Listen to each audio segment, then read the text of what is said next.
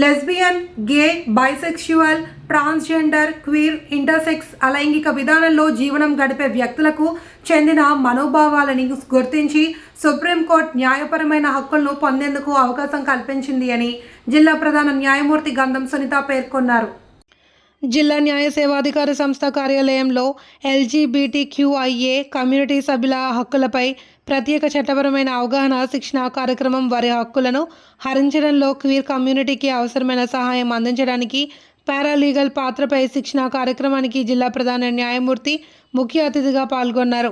ఆమె మాట్లాడుతూ స్వలింగ సంపర్కుల, ఇతర ట్రాన్స్జెండర్ల తదితరులకు రాజ్యాంగబద్ధంగా హక్కులు కలిగించకపోయినా సుప్రీంకోర్టు వారి మనోభావాలను గుర్తించి గౌరవించడం జరిగిందన్నారు.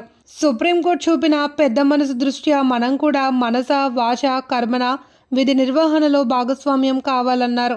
పారాలీగల్ వాలంటీర్లు విధి నిర్వహణలో వారి బాధ్యతలను గుర్తెరిగి పనిచేయాలి అని, ఈ శిక్షణా తరగతులు పూర్తి స్థాయిలో సద్వినియోగం చేసుకోవాలి అని కోరారు.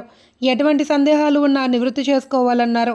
ఈ శిక్షణా కార్యక్రమంలో పర్మనెంట్ లోక్ అదాలత్ న్యాయమూర్తి ఏ గాయత్రి, DLSCA కార్యదర్శి N శ్రీలక్ష్మి, సాది స్వచ్ఛంద సంస్థ ప్రతినిధులు, పారాలీగల్ వాలంటీర్లు, న్యాయవాదులు పాల్గొన్నారు.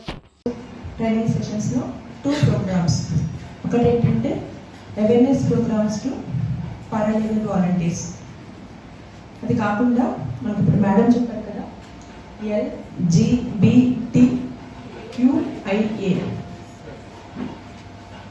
దాని అబ్రివేషన్ అంటే నాకే రీసెంట్ పాస్ట్ వరకు తెలియదు. ఇక్కడ కూర్చున్న ఇద్దరు కూడా రీసోర్స్ పర్సన్స్ దానిపైన మనల్ని వెతుక్కుంటూ వచ్చి మనకి అవేర్నెస్ ప్రోగ్రామ్ ఈ షెడ్యూల్ పెడతామని చెప్పి అసిస్ట్ చేస్తామని చెప్పి ముందుకు వచ్చారు. First of all I'd like to thank both of you for coming over from other states. Hyderabad నుంచి వచ్చారు.